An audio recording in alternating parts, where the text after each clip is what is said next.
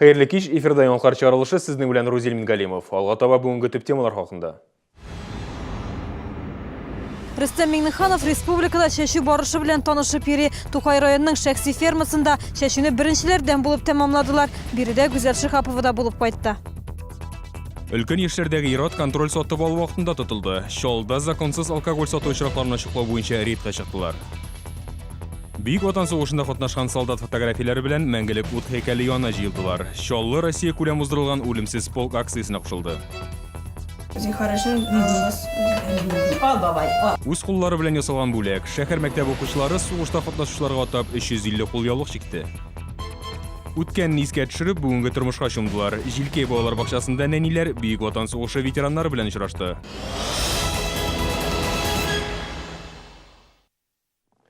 Отны дәвамында Рөстәм Миңнеханов Татарстанның 9 районында шәшу барышы белән танышып йөри. Ул язгы кыр эшләрен үзенең контроль астына алды. Бүген вакытлыча президент вазифаларын башкаручы Тукай районына килде. Бакча сарай авылында шәхси ферма хуҗасы белән очрашты. Тукай районында шәшу эшләре ни рәвешле бара? Хәбәрчебез материалында. Бүген республика буенча 40% җир эшкәртелгән. Шәшу эшләрен 15 майга кадәр тәмамларга ниятлиләр. Республика үсешенә бәйле булган сораулар Рөстәм Миңнеханов контроль астында. Ул шәхсән районнар буенча басуларны тикшереп йөри. Барлык кирәкле ресурслар белән хуҗалыклар тәэмин ителгән, техника төзек, җитештерүчән эшли, көчебездән килгән кадәр күләмдәге техника белән. Шуңа күрә ниндидер зур проблемалар, хәл ителмәгән, чиклеш тапмаган андый мәсьәләләр бар дип санамыйбыз. Тукай районында кыр эшләрен нәтиҗәле һәм киеренке алып барыла дип бәяләделәр. Республикада шәшу эшләре беренчеләрдән булып Миңнехужин гаилә фермасында тәмамланды. Бүген тракторчылар 500 гектарлы кырда эшләрен бетерде. Погода нормальная была, так влага есть. Это как сефор закончили уже сейчас.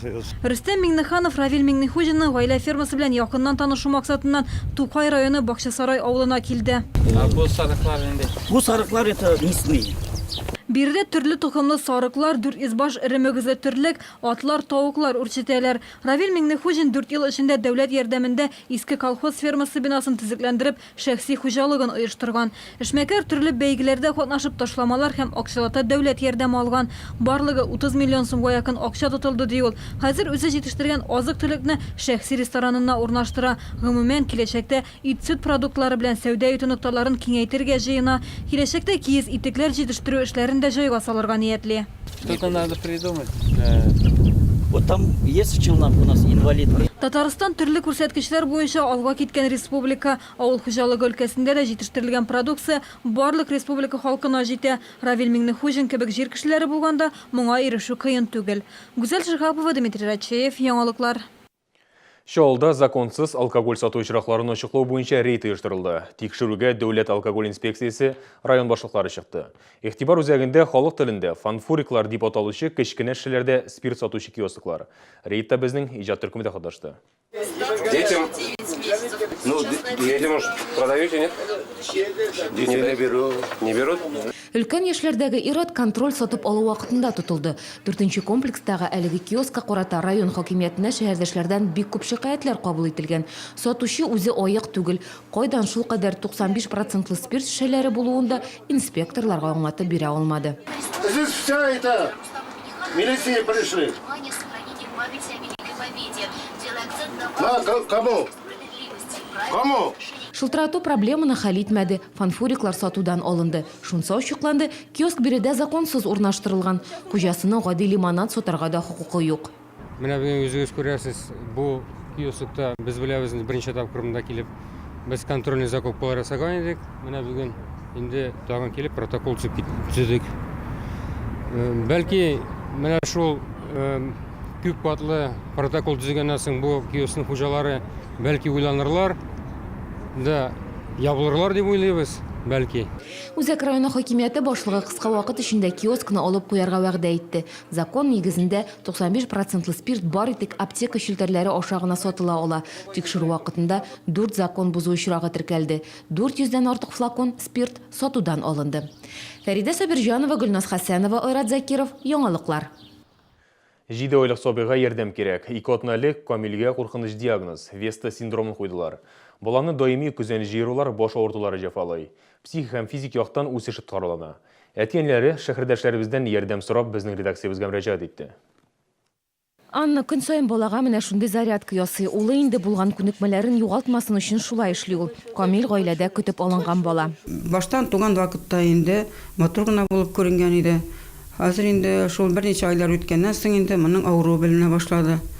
Ул авыру инде без медицина телендә бит без матур әйтә белмәгәннән инде ул инде әйтәләр эпилепсия, монда дәвалый торган чир түгел. 2 атнайлык сабыйга Веста синдромын куйдылар. Икенче төрле әлеге авыруны сабыйлык чоры эпилепсиясе дип атыйлар. Баланы күненә берничә тапкыр кабатлана торган күзән җыерулар, баш авыртулары борчый. Иң мөһиме сабыйның үсеше тоткарлана. Синдром Веста – это уже сложный вид эпилепсии, который... Веста синдромы эпилепсияның катлаулы түрі. Ул дәвалауга бик сирәк бирешә, айруча бездә Россиядә. Без Казанга баш эпилептологка бардык, кичә безгә баш миенә томография үткәрделәр, симптом расланды. Төгәл диагнозны белү өчен гаилә Германияга очарга тели. Моның өчен 1,5 миллион сум акча таләп ителә. Гаилә хәзер бар көчен тиешле сумманы җыяр өчен биргән. Нашли знакомые люди. Безнең танышларыбыз бар, аларның балаларына да шундый синдром куелган була. Германия табиблары аңа бөтенләй икенче диагноз куйдылар. Балага операция ясадылар. Хәзер аларның барысы да яхшы.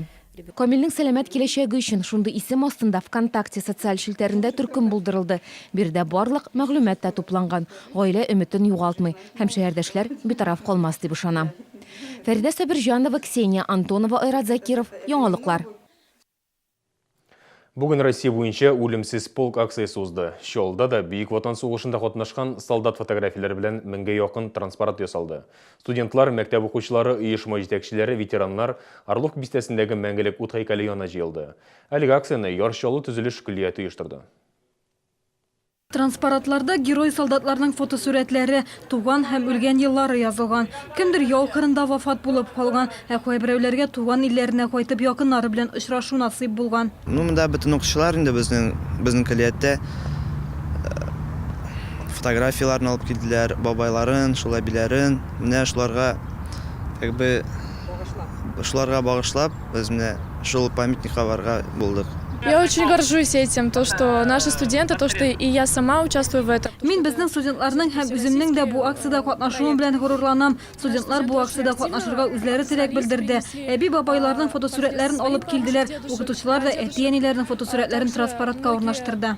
Студентлар плакатлар күтәреп Орловка бистәсендә урнашкан һәйкәл янына атлады. Җиңү алып килгән солдатларның фотосурәтләрен күреп, үтеп баручы шәһәрдәшләр, машиналар сәлам бирде. Нет, наверное, ни одной семьи. Көллияттә булган укучыларның, укытучыларның барысының да сугышта яки тылда хезмәт иткән туганнары бар. Әби-бабайлар җиңү өчен көрәшкән. Шуңа күрә без акцияның беренче көннәрендә үк катнашырга теләк белдердек. Мәңгелек ут һәйкәле янында һәлак булган геройларны искә алдылар, чәчәкләр китерделәр. Мы, дорогие ветераны и работники тыла, будем вечно помнить ваш подвиг, нашу победу. Гүзәл Шихапова, Дмитрий Рачеев, Яңалыклар. Ә хәзергә реклама бүленәбез, берничә минуттан соң очрашабыз.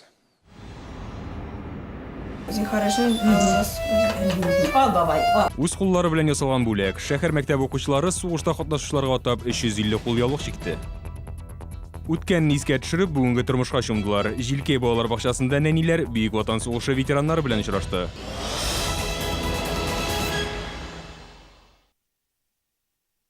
Ты можешь больше, чем ты думаешь. С мобильной связью «Летай». Получи 1 гигабайт интернета и 100 минут разговоров по Республике Татарстан всего за 99 рублей в месяц. Звони, качай, «Летай». Твой мобильный оператор. Татарстанның халық артисты Виталий Агапов өзінің 55 яшьлегенә җырлыйсы җырларын бар әле программасын тәкъдим итә. Катнашалар Зульфия Тимерова, Гүзәл Хакимуллина, Илсира Зайниев, Гүзәл Назирова, Кама таңнары бию ансамбле. Концертны алып бара Булат Сәлахов.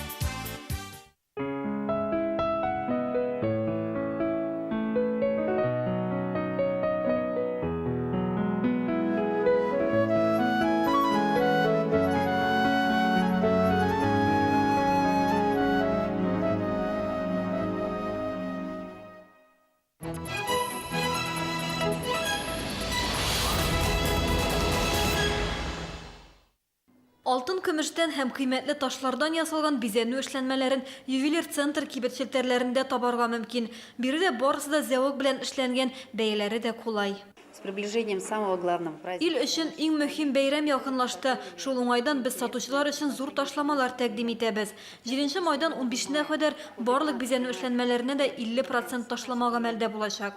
Әгәр дә башка салонда ювелир эшләнмәләрен арзанрак тәкъдим итәләр икән, без тагы да отышлы тәкъдим белән чыгарга әзер. Тулырак мәгълүматны ювелир салоннарында белергә мөмкин. Бары тик безнең салонда гына сатып алынган товарның бәясен тикшерү мөмкинлеге каралган. Оешма сайтына кереп чек-контроль бүлегендә товарның бәясен һәм штрих-кодын күрсәтергә кирәк. Берничә көн эчендә сезгә бәянең дөрестлеге хакында җавап киләчәк.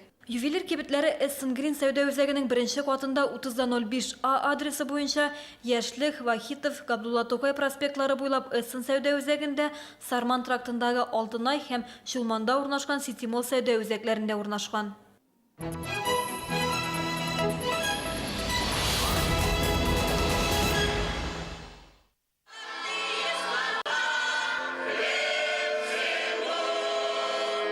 Солдат бұтқасы бәйрәм концерты, балаларның шат авазы һәм татлы күчтәнәчләр ГЭС бистәсендәге мәдәният һәм ял паркында җиңүнең 70 еллыгына багышланган бәйрәм чарасы үтте. Аны шәһәрдәшләр өчен чаллы икмәге оештырды. Төп кунаклар сугыш һәм тыл ветераннары иде. Аларны шәһәр җитәкчесе дә котлады.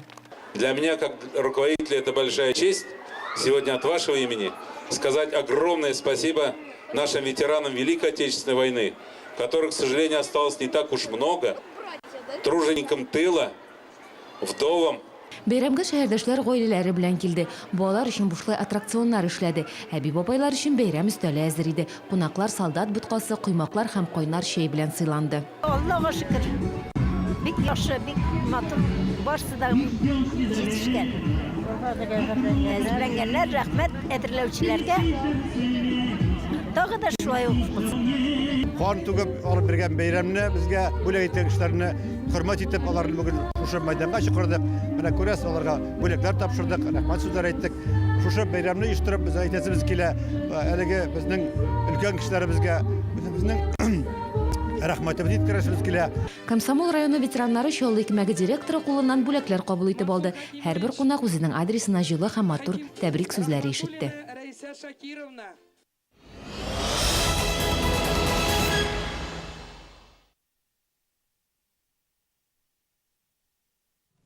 Яңалыклар чаралышын дәвам итәбез. Сезнең белән эфирда Рузил Мингалимов. Комфорт лидер такси хезмәте җиңүнең 70 еллыгы уңаеннан ветераннарга үзенчәлекле бүләк әзерләде. Иртәгә, ягъни 9 майда өлкәннәрне премиум класслы машиналарда теләгән урыннарына бушлай итәчәкләр. Такси чакыртуның саны чикләнмәгән, дип ышандыра акцияне оештыручылар. 90 яшьлек Бөек Ватан сугышы ветераны Гафар Хәбибрахманов акцияның уңайлыгын бүген үк бәяләде. Ветеран такси чакыртты. Аның ГЭС бистәсендәге Ватан ана мемориалына җилдә җитез алып барып та җиткерделәр. Бик зурладылар безне, сугыш ветераннарын.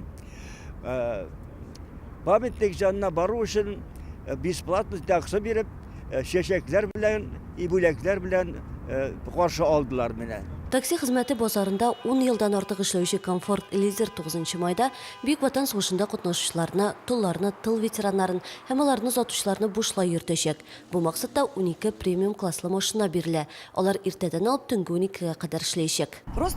Без аларга шул рәвешле үзебезнең хөрмәт һәм рәхмәт хисләребезне җиткергә телибез. Алар безнең балаларыбыз, ата-аналарыбыз иреге өчен көрәште. Мондай акцияның беренче тапкыр оештырылуы. Акция өчен Комфорт лидер такси хезмәте машиналарын махсус бизәгәннәр. Хөрмәтле ветераннар, рәхмәт сезгә улуг җиңү көне өчен. Сезгә сәламәтлек, озын гомер, бәхет телибез. Ветераннардан бушлай такси чакырту өчен экраннарда күрсәтелгән номерларга шалтырату гына сорала. Заказлар саны шикләнмәгән. Ләйсән Ханова, Айрат Закиров, яңалыклар.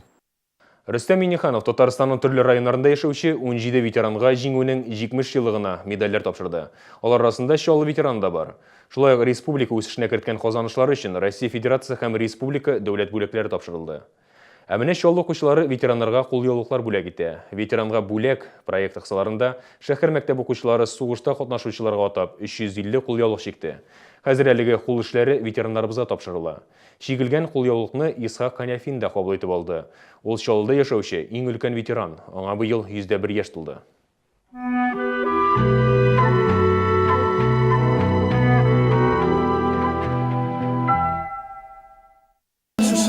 кулякны чиктем.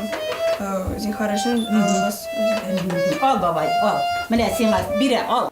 Агдали Исхак бабай белән очрашуны күптәннән көткән, үз кулъяулыгын дулкынланып Бөек Ватан сугышы ветеранына тапшырды. Агдали моңа кадәр бөтенләй чигә белмәгән ветеранга бүләк проектында катнашу өчен аңа әлеге кул эшен үзләштерергә әнисе ярдәм итә. Рәхмәт, Алланың рәхмәте яусын. Мин ескат әйтәм инде гел. Сезнең бу бигрәк кеше инде. Дөньяда булмаган хәле. Я начала его вышивать ближе к 9 мая. Кулъяулыкны 9 май бәйрәменә чиктем. Аны ветеранга бүләк итәсем килде. Элек кызлар солдат егетләргә кулъяулык тапшыра торган булган. Үземнекендә сирень чәчәге чиктем. Әнием ярдәм итте. Исхак абый Коняфин шолының иң өлкән ветераны. Аңа 101 яшь. Шәһәрдәш 1941 елда фронтка алына. Смоленск өчен бәрелешләрдә катнаша. 4 тапкыр авыр яралана. Яшьлегенең бер өлеше сугышта, икенчесе Нарлат районы басуларында үтә аның. Хатирәләрен яңартып, Исхак абый язмышы хезмәте турында кунакларына да сөйләде. При разговоре с ветеранами мы узнаем очень много нового. Ветераннар белән очрашканда без бик күп мәгълүмат туплыйбыз. Гадәттә ветераннар үз тормышлары, сугышта күргәннәре турында сөйли. Буларны бер китаптан да белеп булмый. Миннән бүләк инде. Аллаһның рәхмәте.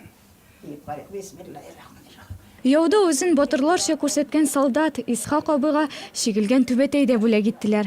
9 май җиңүнең 70 еллыгы уңаеннан оештырылган ветеранга бүләк проекты бер генә сугыш ветеранын да игътибарсыз калдырмый. Бүген без иртәнге якта картлар йортына, өлкәннәр йортына бардык. Андагы инде әбиләргә, апаларга, бабайларга инде яшьләребез, мәктәп укучылары, үз куллары белән чиккән инде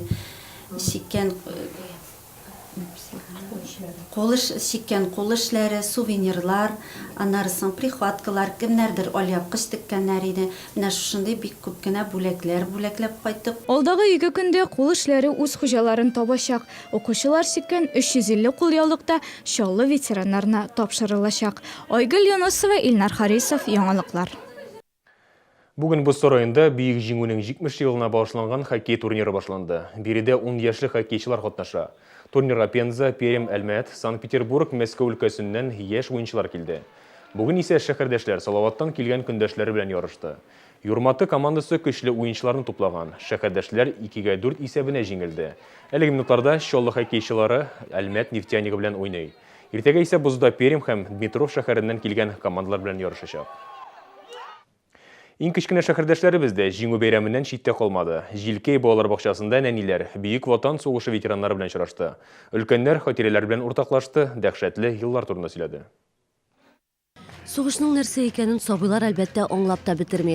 Алар бүген биргә Бөек Ватан сугышы ветераннарын тәбрикләү өчен җыелды. 5 яшьлек Матвейның сугыш турында үз истәлекләре. Аның берничә бабасы фронтта булган. Первый дедушка, он служил на флоте. Бер бабам флотта хезмәт иткән, икенчесе танкта, өченчесе самолетта, дүртенчесе коры җир гаскәрләрендә. Буыннар очрашуы оештыру Җилкәй балалар бакчасы хезмәткәрләре идеясы. Балалар сугыш елларын чагылдырган җырлар башкарды, биюләр белән ветераннарның күңелен күтәрде. Очрашуда яшь гвардиялеләр дә катнашты. Алар нәниләргә һәм ветераннарга Георгий тосмалары таратты. Бүгенге бәйрәмне безгә оештырдылар музыкаль тәрбиячесе, безнең тәрбиячеләр һәм балалар. Шулай бүгенге бәйрәмгә без чакырдык безнең ветераннарыбызны. Алар безнең балаларыбызның дәү әбиләре һәм дәү бабайлары. Кунаклар арасында Әхтәмовлар пары да бар. Аларның гаилә коруларына 60 елдан артык. 8 уныклары, 9 уныкчыклары бар. Ветераннар үз буыннары белән горурлана. Балаларга да кай вакыт әкият урынына сугыш еллары хатирәләрен сөйли. 17 яшь тулгач, 2 ай үткәчтә армиягә алдылар. 43 елда Актаныштан киттем. 4 айдан соң фронтка эләктем. Кенисбергә каты яраландым. 6 ай госпитальдә ятып чыктым. Терелдем. Тагын сугыш беткәч 5 ел хезмәт итәргә туры килде. Очрашу яшь буын өчен файдалы булды. Ветераннар исә үзләренә игътибар һәм хөрмәт тойды. Ләйсән Ханова, Ксения Антонова, Яңалыклар. Бүйік жеңу бейреміне қыдыр санаулы сағатлар қолып бара. Шәһәребізде бейрем чоралары Муса Жәлил хейкәліне шешеклер солол тантанасы белән башланып китәчәк. Бейрем парады иртәнге сәгать 10-да Ватан ана мемориалы каршында булачак. Көндезге 11-нче яртыдан төзүчеләр стадионда солдат буткасы белән сыйланырга мөмкин. Бирдә шулай ук концерт программасы күрсәтеләчәк. Параллель рәвештә бейрем чоралары Җиңү паркында оештырыла. Кичке 9-да төзүчеләр стадионында, 10-нчы яртыда Җиңү паркында һавага бейрем салюты җибәреләчәк. 9 май көнне Муса Жәлил проспектында 9-нчы яртыдан алып 12-нчы яртыга кадәр, Үзәк урамнан алып Казан проспектына кадәр юл транспорт өчен ябып булачак. Әмин чиратыбызда барлык редакциябыз исеменнән ветераннарга озын гомер һәм сәламәтлек телим. Күкләребез аяз, тормышларыбыз тыныч булсын. Исән-имин булыгыз.